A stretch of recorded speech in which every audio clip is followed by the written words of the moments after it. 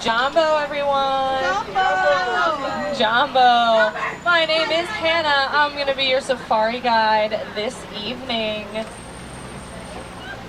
A couple of rules out there. Stay seated the entire time for me, please.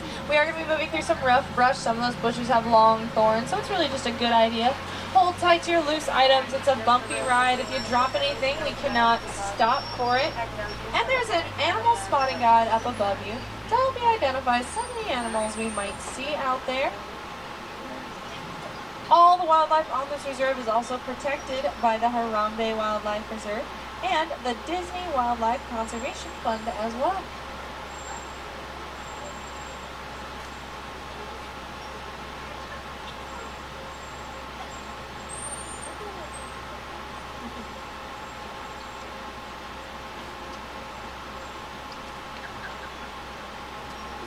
All right, everybody, let's get started out there. We're going to head out through the Little Ituri Forest first. Now, animals in Ituri are especially good at camouflage, even during the daytime. So we really have to keep a sharp eye out behind bushes, trees, just anywhere really, for animals that might be hiding in those areas, because they are especially good at that around here.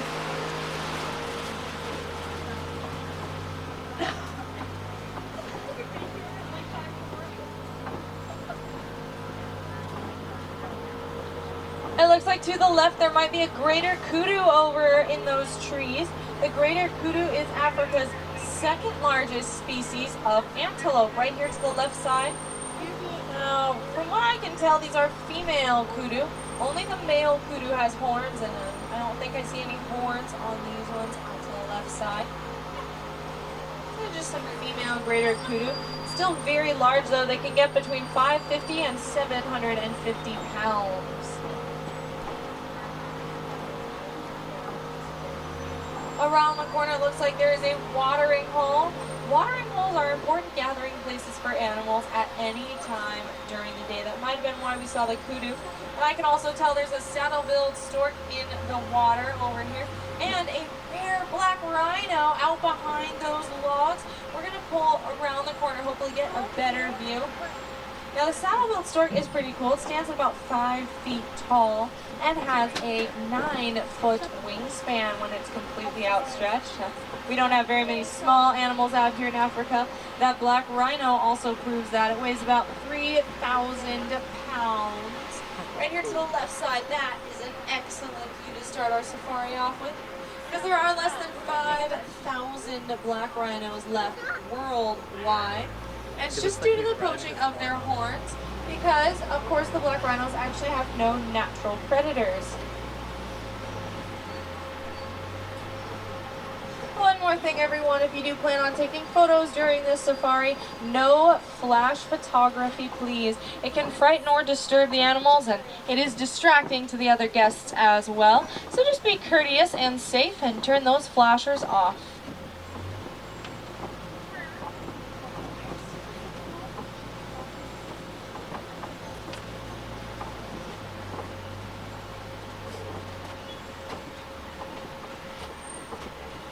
Well, we seem to have a lot of luck out by the watering hole, so I think the next place that I want to try is going to be watery as well. We're going to head out to the Safi River. Now, the hippos like to spend their time in the Safi River. We'll see if we can find any hippos in the area, of course. Wait, I hear something, everybody. Listen close.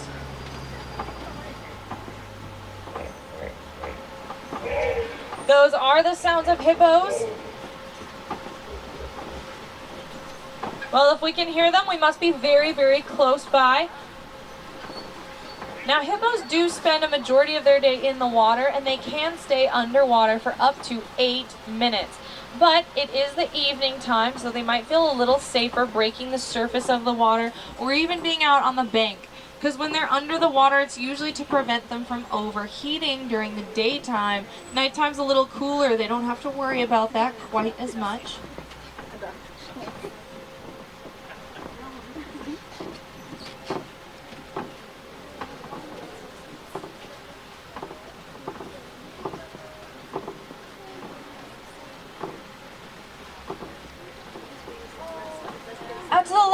you can just see the backs of those hippos sticking up out of the water. There's a whole float of them behind that island there. Look really closely.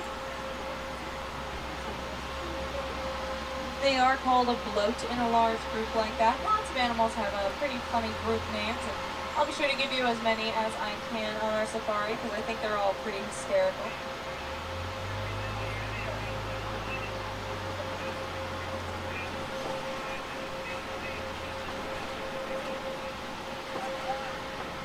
Now all the birds nesting on the island for the evening, those are the pink-backed pelicans. They're actually gray and white right now, and most of the year round too, because their backs will only turn pink during their mating season, which is just a few short weeks out of the year. So most of the time when you see a pink-backed pelican, it's not going to be pink at all.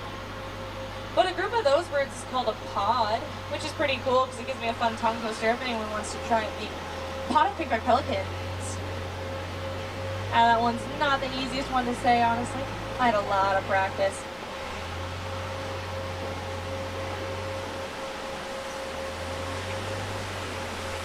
Oh, I think I see some Nile crocodiles out here this evening. And Nile crocodiles are especially dangerous at night because they're even harder to see in the dark when they swim completely underneath the water. They can pretty much just lie in wait of their next meal. They don't really have to do much about it themselves. They are capable of taking down prey much larger than themselves, like wildebeests with their powerful jaws. Well, we're not going to stay about the crocodiles too long because that's a little bit frightening.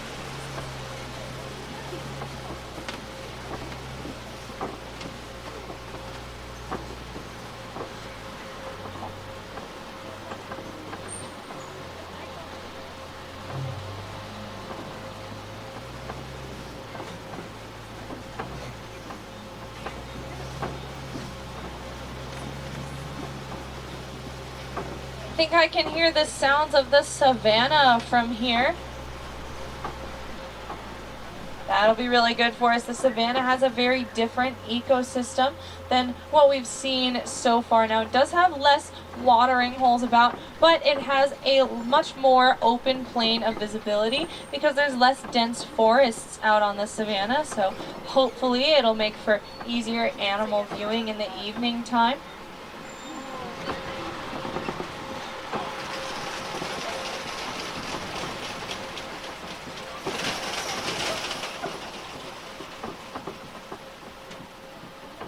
See, these grasslands actually stretch for hundreds of miles across East Africa, mostly open plains and tall grasses, which is perfect to support large animal migrations.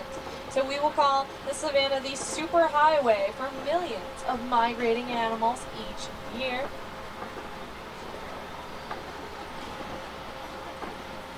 And it looks like we've reached this area just as the last of the sun's rays touch the ground around here. So hopefully that means we'll be able to find some animals just settling down for the evening or completing their final movements of their migrations every day.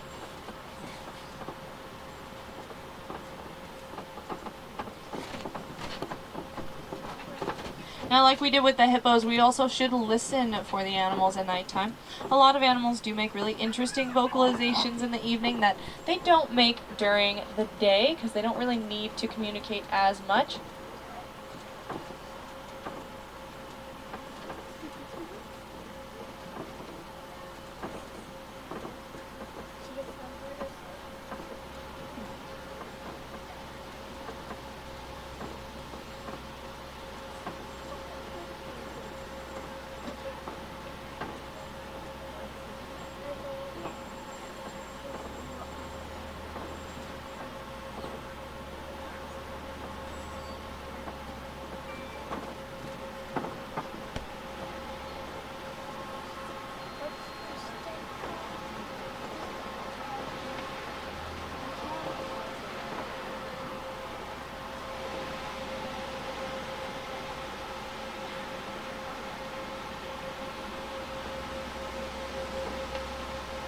Oh, it looks like out to the left there's a spotted hyena moving around in the shadows. Look really closely out there. Now, hyenas get bad raps for being scavengers, but they actually do most of their own hunting, and the evening time is most when they like to hunt too. So it makes sense that they're up and about right now, probably on the prowl for prey. Like the wildebeest out to the left side, that whole herd of animals. Those are the white-bearded wildebeest.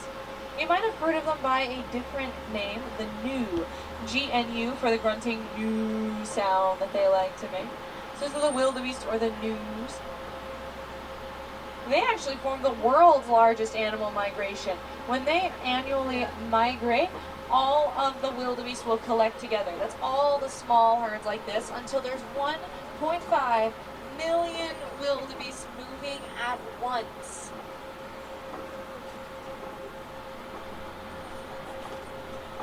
Looks like we also have some termite mounds in the area. Pretty impressive structures on the savanna and very long-lasting because they are as tough as concrete. The termites lay out a little bit of mixture every day. It's a layering process. It takes a few years to get them to the height of the ones around here. Where termites lay out mixture that the sun bakes until, of course, it becomes very tough like this. It's pretty impressive that such tiny bugs build those large structures out here, though. And I think we found some more really interesting animals up ahead. I see eland, Africa's largest species of antelope, straight in front of us. These tan animals with their horns. We'll be seeing them to the left side in just a moment. Now, a fully grown male eland actually weighs about 2,000 pounds and is powerful enough to leap 8 feet into the air. These animals are practically pure muscle, the elands over here. And I'm sure you all noticed the Ankole cattle by now with their huge horns on top of their heads. Those horns are about 6 feet from tip to tip, about 3 to 4 feet long each. But they're mostly hollow on the inside, so they're not that heavy. Each horn will only weigh about 5 pounds, which for the size of them is pretty lightweight, honestly. See, during the daytime, the Ankole cattle use those horns for temperature regulation. They can actually release excess heat from their body out through veins that they have in those horns, which is a pretty interesting function for horns. Not a lot of animals have that capability.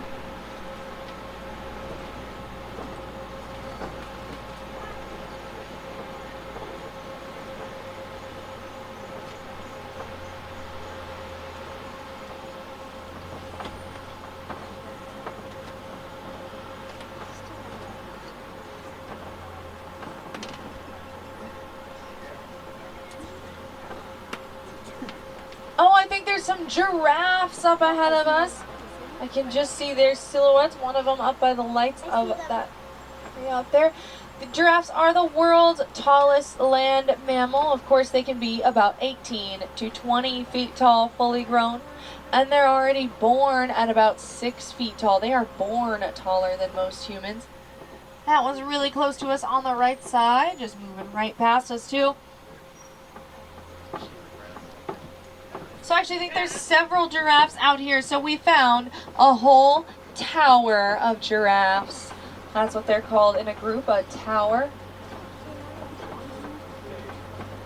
And this one is going to be extremely close to us to the left side. Yeah, the giraffes are probably going to be the most awake nighttime animal because they actually only sleep about 30 minutes a day. And they don't even sleep for a straight 30 minutes. They actually take very brief naps throughout the entire day to catch up on sleep because they're extremely anxious animals with the highest blood pressure of any mammal.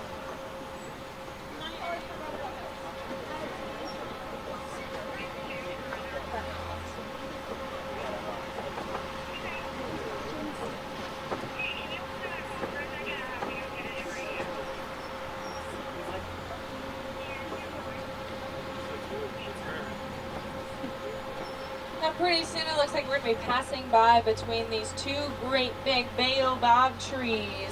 We also call baobab trees upside down trees. If you do see the way that their branches look like a bunch of roots sticking up in the air, like somebody just upended a large tree and put it back in the ground. These are the baobabs. It's pretty normal for them to look like that too. They actually go leafless 9 months or more out of the year. A lot of times just the whole year round. They get enough water to stay alive and continue to grow, but they store all of it in those massive chunks, so they will extremely rarely ever bloom. And these ones aren't even full grown yet either, because a full grown baobab can get to be about 70 feet tall and 60 feet in diameter.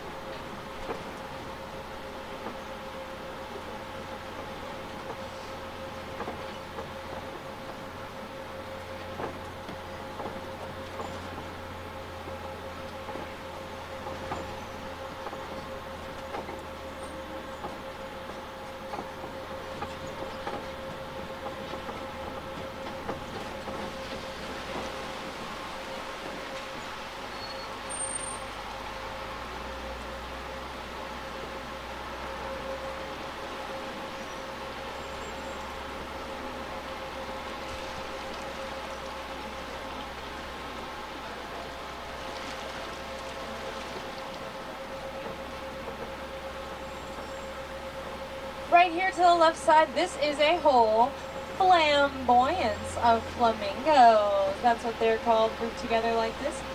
These are the greater flamingo as well. They are the tallest species of flamingo.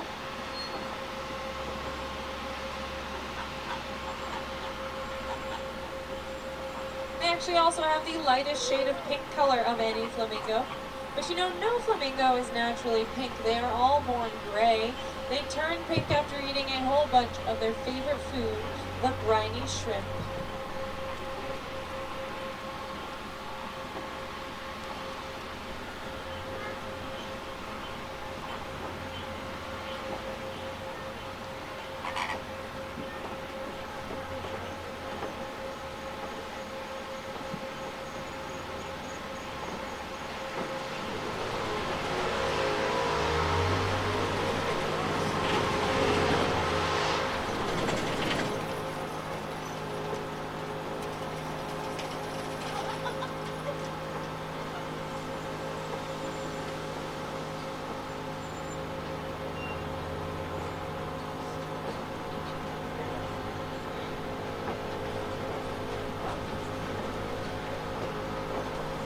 So far, I'd say we've had a lot of good luck finding the areas these animals like to settle down for the evening. So I have no doubts that we're going to keep that good luck up out here in the East Savannah.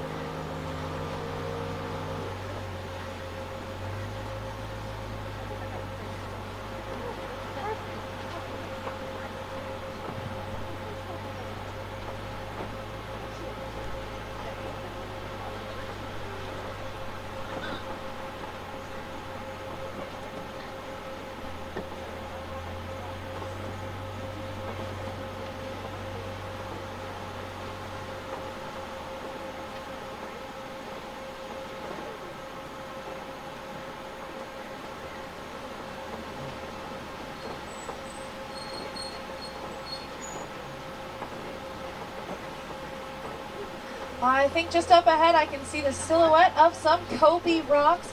That's a really good sign. Those are a stacked rock formation we'll get out on the savannah. It's really good because lions like to use copy rocks as a place to sunbathe during the daytime, but as a lookout point for prey during the nighttime. And I think there is a lion out here on the rocks right now. Look up to the top of the rocks over to our left side. The male lion is sitting right up there. Just looking out over everything around here. Now, lions typically are very lazy. They're inactive 18 to 20 hours out of the day, but they're mostly active in the evening time because it's their natural hunting time as well. The female lionesses do most of the hunting though. It's the male lion's job to protect the territory and the pride.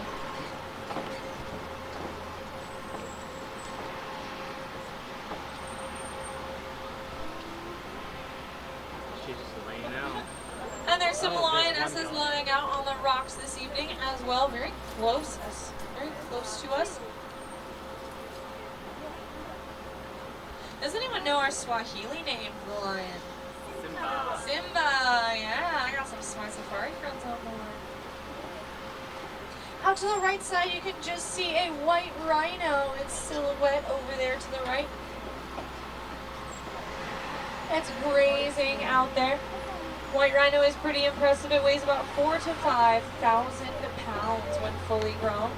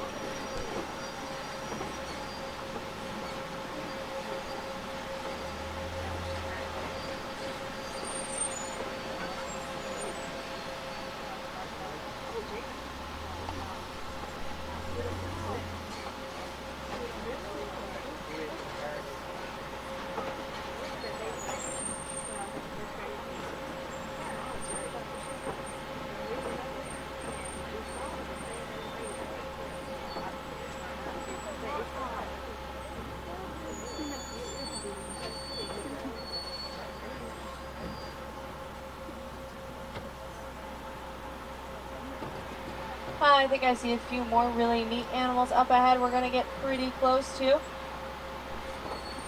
There are the Bontebok. Bontebok over here to the left side.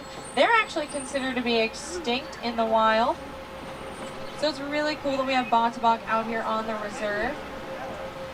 There's zebras over to the right side. Zebras actually all have their own unique stripe patterns, you know, just like humans all have unique fingerprints. But zebras can tell each other apart by their stripes as well, which is pretty impressive. And then these are the addax immediately next to us to the right side.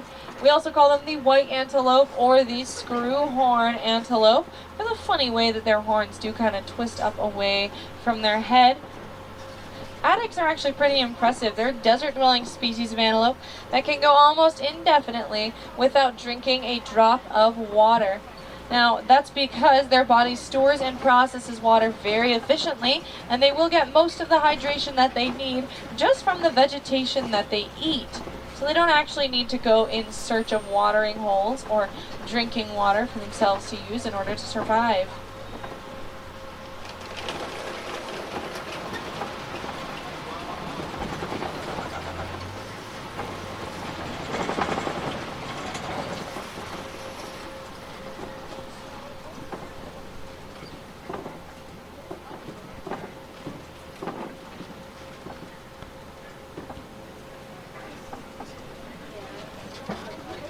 It looks like there's a scimitar horned oryx to the back left. Real hard to see through the trees. It is resting for the evening.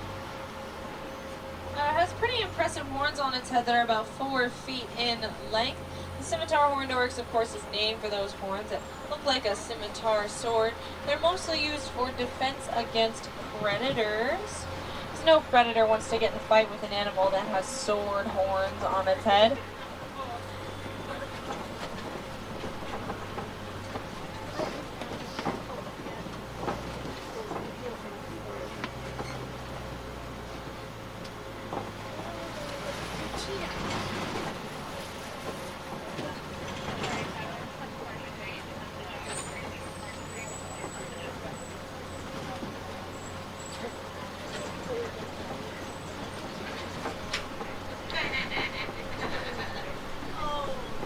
If you're interested in some of the more nighttime festivities Animal Kingdom has to offer you, there is the limited time Jungle Book Alive with Magic show out over the waters of Animal Kingdom. That is at 10:30 tonight, 10:30.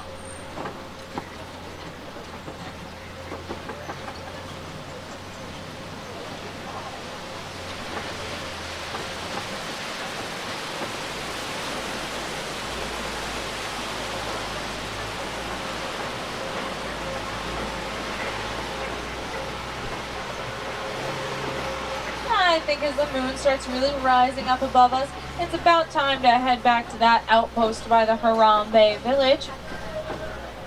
It sounds to me like they have a lot of festivities going on in Harambe tonight. Why don't you guys go out to the village and join the party? I'm sure they have a lot of fun stuff going on for you out through Harambe.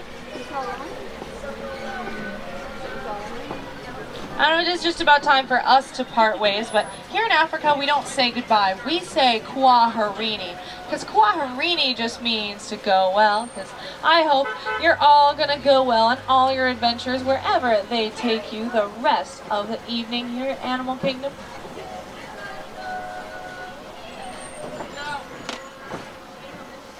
Thanks for joining me on my safari this evening. I hope you guys had a great time out there.